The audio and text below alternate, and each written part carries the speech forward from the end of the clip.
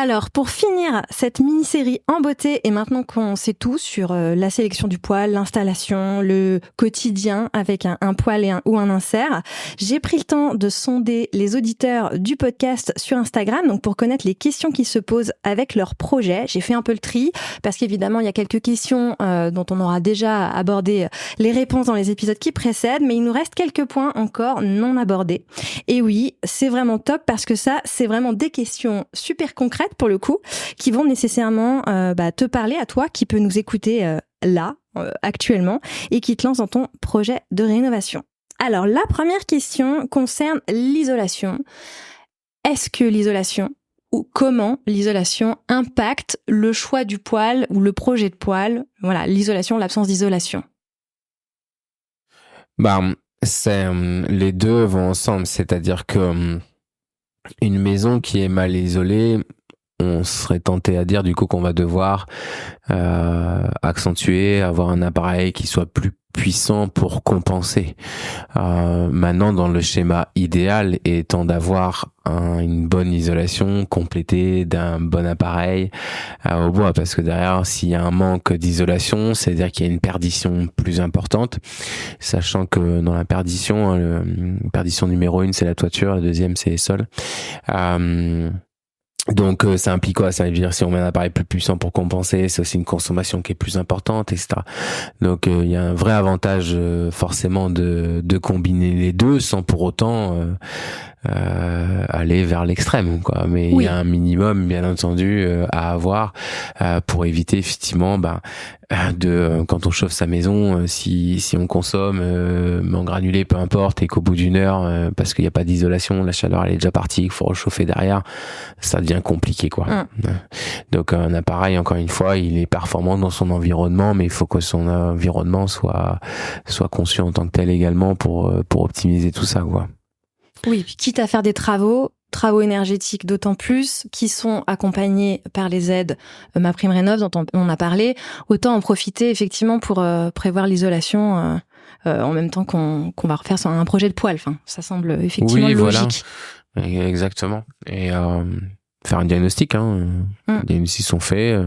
C'est un projet moi j'ai eu le cas avec des clients qui n'ont pas forcément fait tout de suite l'isolation de leur comble, par exemple, qui l'ont fait un peu plus tard, mais ils savaient qu'ils devaient le faire, etc. Et donc ça se fait possible. Mais les deux, forcément, ça vient optimiser, quoi. Très bien. Une autre question intéressante, vous avez déjà répondu un peu à ce sujet, mais comme elle mérite vraiment d'être posée, surtout que ceux qui écoutent le podcast, c'est souvent des rénovateurs qui se lancent dans beaucoup de travaux par eux-mêmes. Faut-il absolument faire appel à un professionnel pour l'installation ou peut-on le faire soi-même si on est bon bricoleur? Je réponds. Pas à faire soi-même. La première raison, c'est la sécurité. La première raison, c'est ça. Le feu, sans faire de jeu de mots, mais on joue pas avec le feu, quoi. Donc non, clairement non. Faut passer par un professionnel parce que derrière, et on l'a compris à travers ces différents épisodes, c'est que ça nécessite une vraie maîtrise et que il faut aussi se protéger de tout ça. Donc faire soi-même, c'est prendre des risques. Et passer par un professionnel, c'est sécuriser son installation, c'est être couvert par une décennale, sans même parler de feu. Il peut y avoir un problème de fuite, quelque chose. Et puis tu l'as dit, pour optimiser le fonctionnement du poêle, il faut que l'installation soit optimale. Donc, exactement. Faut bien connaître. Plus c'est travaillé, mieux c'est. Et donc oui, faut passer par un professionnel. Aussi parler à plusieurs reprises de cette fameuse note de calcul qu'on peut pas faire quand on est tout seul. Ah non, ça c'est sûr. C'est plus compliqué. Faut être calé en maths. Ouais, très bien. Est-il possible d'intégrer un poêle dans un appartement en ville? Oui, ouais, c'est possible. Il y a peu de choses qui sont impossible en fait de manière générale, et d'ailleurs chez Asgard on a tendance à dire qu'on aime aussi les projets un peu challengeants qui changent, exactement, assez atypiques, mais oui, on a déjà posé des poêles dans des appartements. Alors c'est pas la majorité de nos projets puisque souvent c'est quand même des les propriétaires de maisons qui viennent nous voir. Mais on l'a fait, qui plus est, dans un appartement classé, puisque c'était un ancien couvent, 2e étage. Donc, on a fait venir une nacelle, tout ça. Ça implique pas mal de choses différentes. À Saint-Malo, il y a pas si longtemps, en début d'année, on a eu l'occasion de filmer aussi toute l'installation d'un poêle au, je crois que c'était 5e étage d'un immeuble dans Intramuros. Donc, on a c'est plus complexe, c'est plus challengeant, mais c'est tout à fait possible. Par contre, ce que je comprends quand même, c'est qu'on est plutôt sur des appartements anciens qui disposent déjà d'un conduit. Alors, souvent oui, mais c'est possible de faire les deux. La remarque est juste, c'est-à-dire qu'effectivement, quand on parle d'appartement, soit on a une installation qui est existante. Alors quoi qu'il arrive, de toute façon, il y a une demande de copropriété. Oui. Ça c'est clair. Et sur les nouveaux, moins, hormis les duplex. Moi à Rennes, j'ai fait pas mal d'appartements et notamment sur duplex dernier étage, où là en l'occurrence j'ai eu pas mal de configurations. Il y avait des conduits qui étaient déjà en attente, etc. Et sur lesquels on n'avait plus qu'à se raccorder. Donc oui, c'est possible. Par contre, effectivement, l'appartement rez-de-chaussée en plein centre-ville avec 10 mètres au-dessus d'appartements, enfin 10 appartements encore au-dessus de soi, avec aucune installation qui est existante et présente, là ça risque d'être compliqué. Après, ça reste aussi très complexe à faire malgré le fait qu'il y ait un conduit, parce qu'il faut s'assurer que tout passe dedans. Enfin, pour les avoir vus faire, c'est... Ouais, puis il y a une vraie notion, d'abord la hauteur, l'accessibilité, que ça soit l'accès livraison, mais aussi l'accès pour nos techniciens, la sécurité, et sur lequel on travaille beaucoup avec nos techniciens. Donc, quand on est à 7 mètres de haut sur une maison ordinaire, on va dire, c'est pas la même chose quand on se retrouve à plus de 20 mètres, quoi. Donc voilà. Ok. Complexe. Et donc là, on a parlé d'appartements, mais j'ai aussi eu la question sur les petits volumes, les petits espaces à chauffer. Est-ce que vous avez des possibilités ? Oui, les appareils en fait, un poêle. Alors si on part d'un poêle à granulés, on a des amplitudes de chauffe. Donc une amplitude de chauffe, c'est une puissance mini et une puissance maxi entre lesquelles l'appareil va pouvoir travailler. Et on a des amplitudes qui vont de 2 à 5 kW, 2 à 6, 2 à 7, etc. 3 à 6, 3 à 7. Donc il y a des amplitudes. Donc c'est ce qui va justement nous permettre de pouvoir mettre des appareils dans des plus petites surfaces, dans des plus petits séjours. On a déjà mis des poêles dans des chambres. C'est déjà arrivé. Dans des, moi j'ai déjà mis des poêles dans des entrées de maison avec mezzanine, etc. Alors ça de base j'avais fait, mais dans une salle canalisable, oui, canalisable, oui. On a certains appareils qui peuvent être canalisés. On peut connecter des gaines d'air chaud et on vient canaliser et mettre la gaine à distance pour aller chauffer une pièce voisine ou ce genre de choses. Et donc je sais plus ce que on disait, mais petite surface, petit volume, c'est possible. Mais petite surface, oui, c'est tout à fait possible. D'accord. T'en as parlé plusieurs fois, le type de bois, et tu vois, je t'ai pas posé la question parce que je savais que celle-ci elle arrivait, que c'était donc une question des auditeurs, je l'ai gardée pour maintenant. Y a-t-il un type de bois à utiliser pour un rendement optimal et une combustion la plus propre possible ? Alors, t'as envie de répondre ou oui, alors il y a une petite particularité chez nous, et on aime bien, on en est assez fiers. Alors d'abord les essences de bois avec le pouvoir calorifique, donc le chêne, l'hêtre, le charme sont des bois avec un pouvoir calorifique important. Là où on a une petite particularité, en fait c'est lié notamment à nos appareils scandinaves. C'est que si je vous dis qu'en Scandinavie c'est pas des chênes qui poussent, bon je pense que vous en doutez bien, ils ont toujours été obligés de s'adapter à leurs propres ressources. On a évoqué dans des épisodes précédents, on a parlé de pyrolyse, de foyers qui montaient à haute température. Il y a toute une conséquence aussi derrière, c'est que ces chambres de combustion étant très puissantes permettent en fait d'aller brûler du résineux. Eux ils viennent pas acheter des chênes chez nous en France, ils utilisent leurs propres ressources et heureusement. Et leurs ressources c'est quoi ? C'est du résineux. Alors nous ça paraît un petit peu fou en France parce que c'est pas dans nos habitudes, loin de là. Quand on parle de résineux, on dit voilà, mais ça encrasse. C'est pas faux. Mais tout va dépendre de la chambre de combustion qu'on possède. Et les chambres de combustion scandinaves, étant des chambres de combustion à très très haute température, font qu'à partir du moment où le bois, encore une fois, il est bien sec, etc., eh bien les résines, elles colmatent pas parce qu'elles sont brûlées. Donc en résumé, on peut utiliser tout type de bois. Alors je parle pas bien entendu des bois traités, ce genre de choses, mais tout type d'essence de bois. Mais il est vrai aussi qu'on a des essences de bois avec un pouvoir calorifique plus important. Voilà. À condition que le taux d'humidité du bois soit inférieur à 20%. Bien sûr, voilà. C'est la seule condition, en fait. Privilégier le bois fondu aussi, plutôt que du rondin. On vient optimiser le rendement. Et sur le granulé, c'est du résineux aussi. C'est compacté et c'est du résineux aussi, pour information, sur le granulé. D'accord. Et la résine, notamment, permet aussi... Alors, il en existe d'autres qui sont pas forcément du résineux, mais préférable de travailler sur du résineux. Pourquoi ? Parce qu'en fait, le granulé, il est moins friable, il se casse moins. Parce que justement, cette qualité de résine, en fait, quand il va être compacté, le granulé va mieux se tenir. Ouais, ça fait colle. Oui, quelque part. Et du coup, va éviter aussi d'être broyé, éventuellement, de pouvoir, comme tu le disais, de créer des bouchons qui viendraient bloquer le système. Et donc voilà, pour les essences. Et pour le granulé, on a des labels aussi qui existent. Label DIN+, qui est un label allemand, ou NF Biocombustible en France. Il faut s'assurer en fait qu'il y ait ces labels en fait sur les étiquettes des sacs, et dont le taux d'humidité justement est inférieur à 10% cette fois. On n'est pas sur 20% comme pour le bois bûche. Et pour le bois bûche, on peut donc bien sûr, soit on peut l'acheter en local. Il y a certaines personnes qui le font eux-mêmes, etc. Il y a un petit outil qui est très pratique. C'est ce qu'on appelle un testeur d'humidité. Ça vaut pas grand-chose. Nous on en vend en magasin. Ça permet en fait de tester son bois et de voir l'hygrométrie du bois et de s'assurer que stocké correctement. Et ça, on apporte aussi des conseils. On demande souvent dans l'idéal d'avoir le bois stocké à l'extérieur. On les conseille sur la manière dont il doit être protégé, bâché, parce qu'il doit pas être bâché sur toute la hauteur, notamment, en tout cas pas toutes les faces, notamment côté vent dominant. D'avoir un petit stop tampon au niveau du garage, par exemple, qui permet déjà de et puis après on va chercher son bois du garage pour le mettre après dans le séjour, etc. quoi. Donc tout ça, c'est des choses aussi qu'on donne en astuce. Et j'en profite quand même pour vous poser la question. C'est pas une question des auditeurs, mais est-ce que vous fournissez éventuellement des granulés, du bois ? Est-ce que vous accompagnez vos clients jusque là ou on vend du granulé?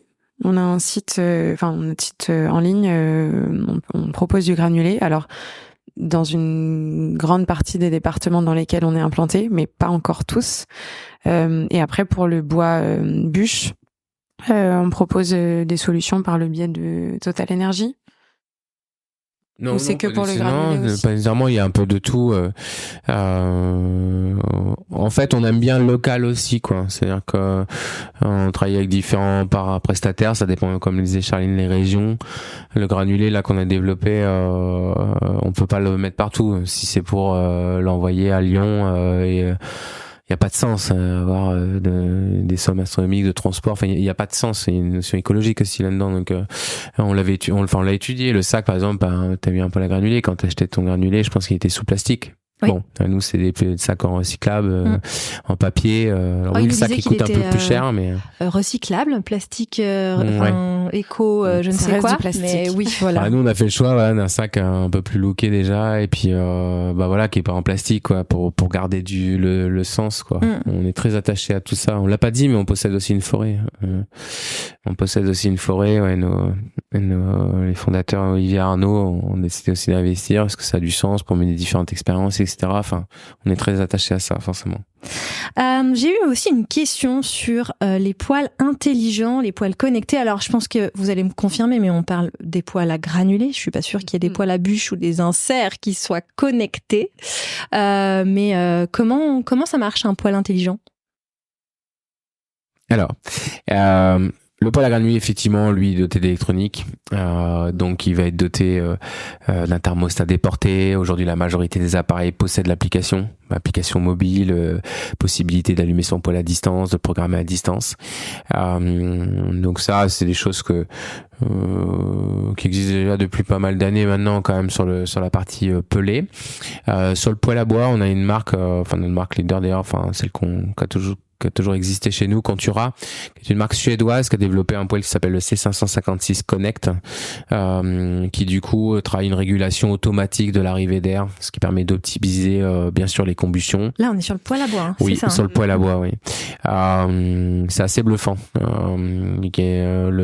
L'arrivée d'air est optimisée en fait, donc c'est une régulation, ce qu'on appelle automatique, donc ce qui vient améliorer en fait la qualité de la combustion et ce qui du coup vient aussi améliorer la durée de chauffe de l'appareil, avec du même principe une application mobile qui permet de pouvoir suivre ça, etc. Et également un lien Également dans l'application la possibilité d'avoir en temps réel en fait de la météo de sa région, etc. C'est assez nouveau, mais du coup voilà, c'est un peu de domotique qui arrive entre guillemets sur ça remplacera pas le poêle à granulés et l'automatisation, ses capacités de programmation, mais voilà, ça permet aussi c'est surtout fait pour optimiser en fait la flambée et la combustion dans le poêle. Pour indiquer aussi, je pense qu'il indique aussi à quel moment il serait bien d'aller remettre des bûches, enfin le bon moment avec la bonne quantité quoi. Donc ça permet d'accompagner l'utilisateur dans le bon fonctionnement de son poêle. Très bien. Et pour finir aussi, j'ai la question. Enfin, on n'en a pas parlé avant parce qu'effectivement, je pense que c'est quelque chose qui revient souvent quand même dans un projet de rénovation et que j'avais réservé là puisque j'avais la question. Comment intégrer un poêle dans une cheminée existante en rénovation ? Alors, on peut le faire de plusieurs manières. Soit vous êtes amoureux de votre manteau de cheminée, de votre cheminée, et dans ces cas-là, il est possible. Alors déjà, on vous invite effectivement à la fermer et à y mettre un foyer fermé. Oui, écoute, si tu veux y répondre en même temps, la dernière question, c'est « J'ai une très belle cheminée, j'aimerais conserver le foyer ouvert, est-ce recommandable ?» Ok, bon, voilà, c'est la meilleure question de... c'est la meilleure question de cette mini-série. On aurait dû commencer par là. Oui, c'est fortement recommandable et c'est même maintenant, je dirais, obligatoire dans certaines métropoles.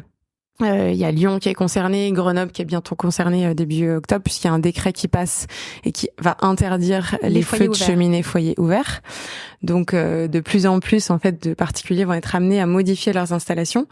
Pourquoi c'est de plus en plus interdit et c'est tout simplement parce que c'est extrêmement polluant.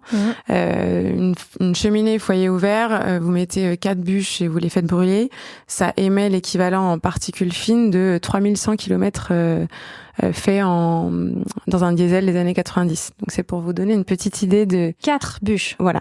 4 bûches. Donc, ça va très vite. Vous polluez l'environnement, vous polluez l'air que vous respirez. Donc d'un point de vue santé, c'est aussi très très très néfaste. En termes de rendement, il y a aucun intérêt pour vous puisqu'en fait, on en a parlé, il me semble, dans un des épisodes. Le rendement d'une cheminée foyer ouvert, c'est 15% maximum. Versus un poêle où on est à 75% et plus, jusqu'à 90% pour les poêles à granulés. Donc vous perdez énormément d'énergie.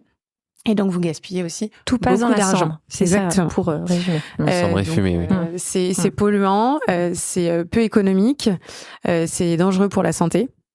Donc voilà, pour toutes ces raisons, oui, on vous invite à la fermer cette d'une manière ou d'une autre. Cheminée, exactement. Après, comment est-ce qu'on le fait ? Donc soit effectivement on est amoureux de ce fameux manteau de cheminée et c'est la raison pour laquelle on a craqué sur potentiellement le bien qu'on a acheté. Auquel cas, on vous invite à mettre un poêle encastré dans la cheminée. Donc je parle bien d'un poêle et pas d'un insert. Donc il va forcément y avoir une sorte d'écart en fait entre le poêle et le manteau de cheminée, mais ça s'intègre plutôt bien. Il y a beaucoup de clients qui font ça parce qu'ils ont des magnifiques cheminées anciennes. Ouais, on a beaucoup ça. Après, vous avez aussi la possibilité de, si vous supportez pas justement l'écart entre les deux, de casser la cheminée et du coup venir y faire un bâti pour y intégrer un insert et retrouver ce côté un peu cheminée mais très moderne et du coup avoir tout autre chose. Vous pouvez aussi, plutôt que mettre un insert, y mettre un poêle tout simplement. Et on a aussi des clients qui aiment ce côté cheminée. Donc on vire complètement l'ancienne cheminée, on refait un bâti avec une sorte de rebord qui redessine une cheminée à l'ancienne, dans lequel on met un insert, et par-dessus on vient remettre ou imiter un manteau de cheminée à l'ancienne, avec une plaque de marbre au-dessus par exemple, essayer de réimiter les moulures, et donc retrouver ce côté cheminée. Donc voilà, c'est les différentes options pour renouveler sa cheminée, pour la sauver, voilà. Et pour la rendre plus performante. Exactement. C'est vrai que ce qu'on fait le plus, ça reste le poêle incorporé dans l'âtre. de la cheminée. Mais est-ce qu'il peut y avoir des contraintes techniques, peut-être de distance, exactement. Faut qu'il y ait de l'espace. C'est pour ça que c'est parfois plus simple pour des questions de coût aussi. Si je prends vraiment une région que je connais par cœur, la Bretagne, quand on a une cheminée en granit de 2 mètres de large, ça se démonte pas comme ça, c'est souvent porteur en plus. Donc on va incorporer plutôt un appareil, ce qu'on appelle les freestanding chez nous, des foyers panoramiques, etc. Enfin, on va incorporer le poêle. Parce qu'en fait après, quand on décide de passer par exemple sur un insert, d'accord, on pourrait avoir un âtre et dire on va avoir un insert, on va fermer le tout. L'insert, en fait, lui, c'est un corps de chauffe qui est nu. Il n'a pas d'habillage. Si on le compare à un poêle à bois, comme on est à côté de nous, l'inverse du poêle à bois qui est à côté de nous, c'est que lui, il a aussi son fort de chauffe, mais il a un habillage autour. Sa conception est finie. L'insert, c'est pas le cas. Donc l'insert, on a besoin d'une conception tout autour, avec des grilles, des ventilations, ce qu'on appelle l'air entrant, l'air sortant, des grilles de décompression. Donc c'est souvent difficile de faire du neuf sur de l'ancien quand on parle d'insert. C'est ce qui nous oblige parfois, alors parfois on garde les socles, etc. et on va enlever tout l'avaloir, etc., les jambages, et on va repartir sur une base neuve, parce que c'est pas le tout de mettre un insert. On met juste pas l'insert comme ça à l'intérieur. Derrière, ça nécessite une conception, quoi. En tout cas, c'est ce qu'on fait chez nous. D'accord. Très bien. Eh bien, merci infiniment pour tous vos précieux conseils, Charline et Xavier. C'était vraiment super intéressant d'en apprendre davantage sur Asgard, sur vos magnifiques poêles scandinaves et cette philosophie donc de vie au coin du feu que vous défendez chaque jour, alliant écologie et bien-être. Je suis sûre que les auditeurs du podcast auront trouvé beaucoup de conseils, d'inspiration, d'informations vraiment utiles pour leur projet. Je les invite d'ailleurs donc à consulter la description de cet épisode pour accéder au lien qui leur permet de prendre rendez-vous gratuitement donc pour la visite technique, on en a parlé avec l'un de vos experts afin donc d'obtenir une étude personnalisée de leur projet. Et bien sûr, je leur donne rendez-vous sur asgard.fr pour découvrir l'étendue des possibilités que vous proposez, mais aussi, tu l'as dit Charline, plein d'autres conseils parce qu'il y a plein d'articles. Moi, j'y suis allée et effectivement, on trouve de multiples informations. Merci encore à tous les deux et je vous dis à très bientôt. Merci beaucoup. Merci, à bientôt.